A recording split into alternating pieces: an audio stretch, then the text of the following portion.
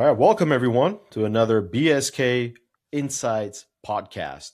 I have two awesome guests with me here. I have Cristiano Melo and Michael Romero, both from BSK Associates.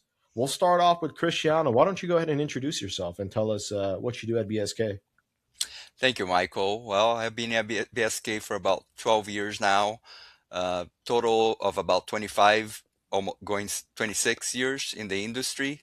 I serve as the branch manager for several offices in the Bay Area and Central Valley, and I enjoy practicing geotechnical engineering.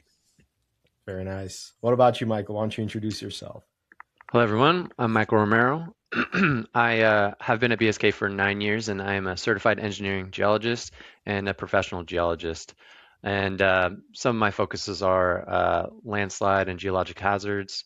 And in my off time, I do like to go hiking a lot. So I get to get a little bit of geology both in my professional life and in my personal life.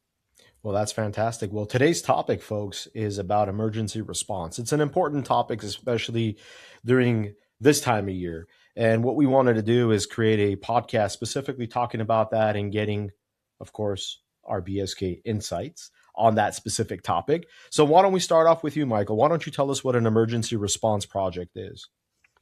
So, emergency response project will fall under a category of needing a rapid assessment or mitigation effort.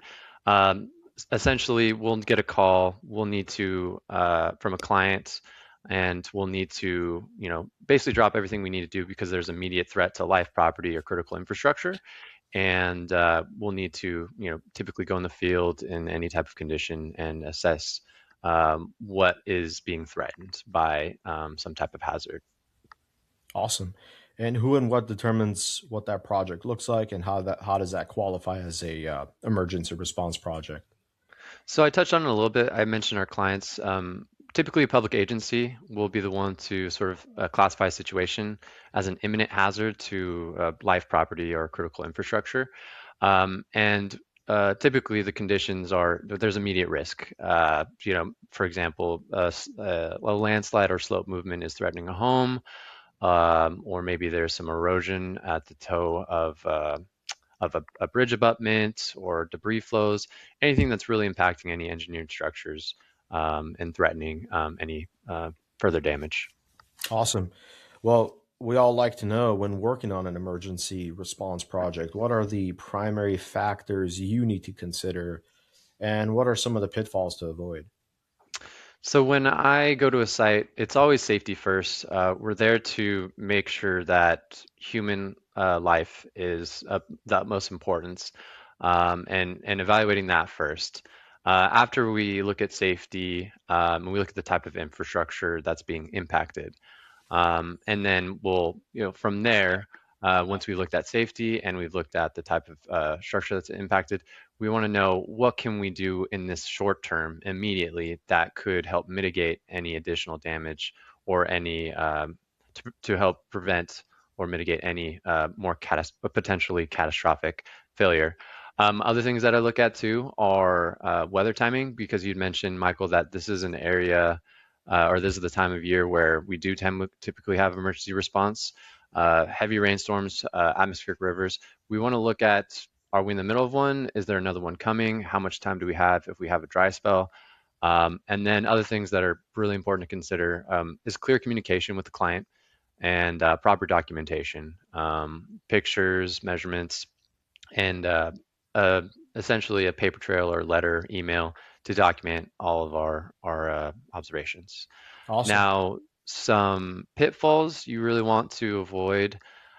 You want to avoid under documentation. So not taking enough photos when you're there. You're like, oh shoot, I didn't get a photo of this. You want to take more photos than you think might be necessary.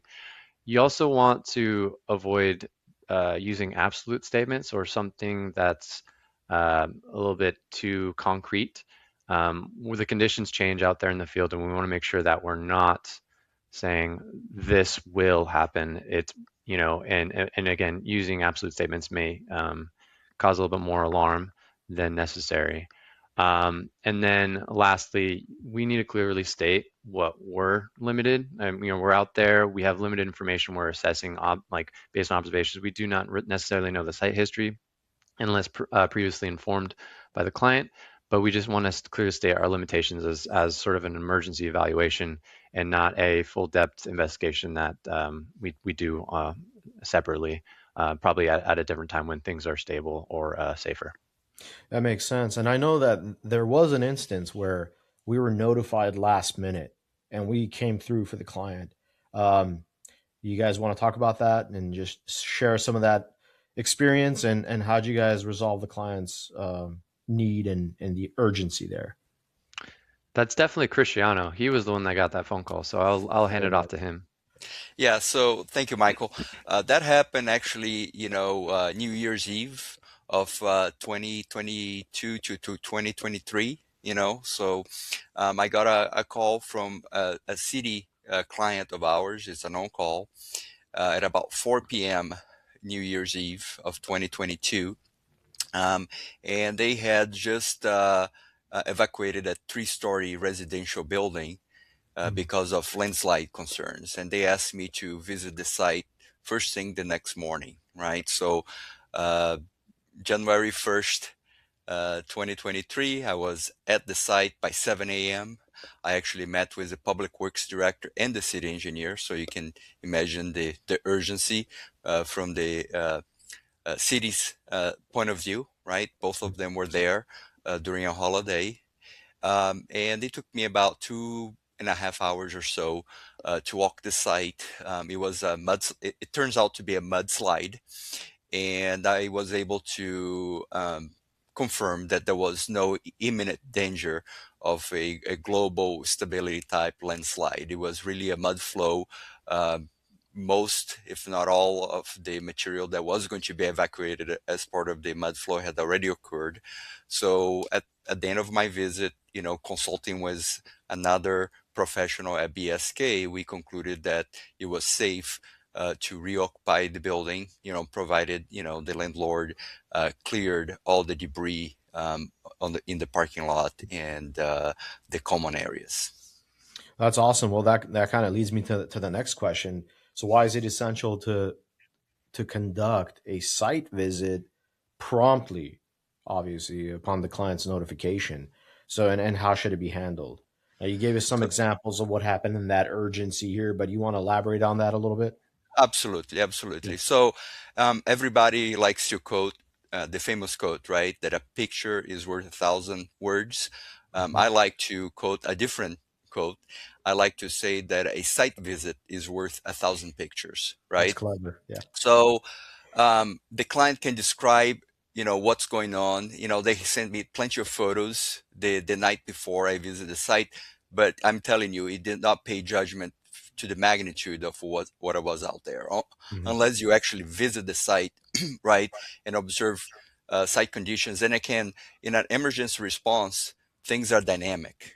Things could be changing by the minute, by the hour, right? So even between when I got the phone call at 4 p.m. the day before and I showed up at 7 a.m. the next day, things had changed. More debris flow, more erosion, and other conditions had changed. So you really need to visit the site. Mhm. Most of our emergency responses, we actually respond the same day. The latest one we had was early December. We actually were at the site within 2 hours of notification, just to meet with the client, make sure that if there is something imminent, it is addressed properly, right? Because as Michael mentioned, it could, be an imminent danger to life, infrastructure, and well-being of society, if you will. Absolutely. Well, so I think you touched on it, but it's worthwhile maybe going back and emphasizing it. So, after you complete your site visit, why is it important to review field observations with another BSK professional and to remain responsive to client communication? So, you want to talk about that a little bit? Sure, sure. Well, at least at BSK, right? Our Mhm. part of our quality control and quality assurance process. No, we don't provide recommendations without having a second professional, registered professional review things. So similar to our site response, right?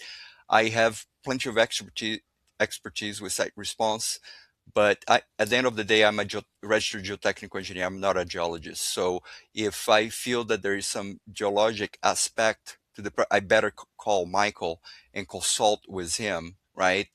Just to confirm that I'm on the right path, right? Or I may call another fellow geotechnical engineer just to make sure, hey, did I capture this properly? You know, and you want to confirm things, because after the site visit, you have to document things either via email, memorandum. You know, this site that I visit New Year's Eve of 2022. I documented things first with an email, a fairly extensive email, basically giving all the immediate recommendations that the city needed, including, letting them allow the residents to reoccupy the building. And then about a week later, I followed with a formal memorandum, formally presenting all the information that was required. And again, you don't want to get in a position where you verbally tell things to a client, and then upon review by another professional, you make significant changes to what you recommended, right? So like when I did my visit for that particular case, I had my fellow professional on standby, waiting after I completed my observations. I called her, spent about half an hour just, going over what I had observed, sharing photos, and then we came to a common conclusion before I actually approached the city and provided our recommendations verbally. Well, that's awesome. Well, so to kind of recap here, we are in this, lack of a better word to use, the season, or this is one of those important period in the year where the emergency response and circumstances as it relates to that is relevant. So what I encourage all of those watching that find this topic important and relevant to them and are dealing with this type of issue to reach out to Cristiano and to Michael for consultation and for discussion opportunities to find out how we at BSK Associates can help in these situations. So I want to thank everyone for joining us. I want to thank our guests, Cristiano and Michael. And I am Michael Cranian, Marketing Director at BSK Associates. Thank you so much, and we hope to connect with you. Thank you. Thank you. Thank you.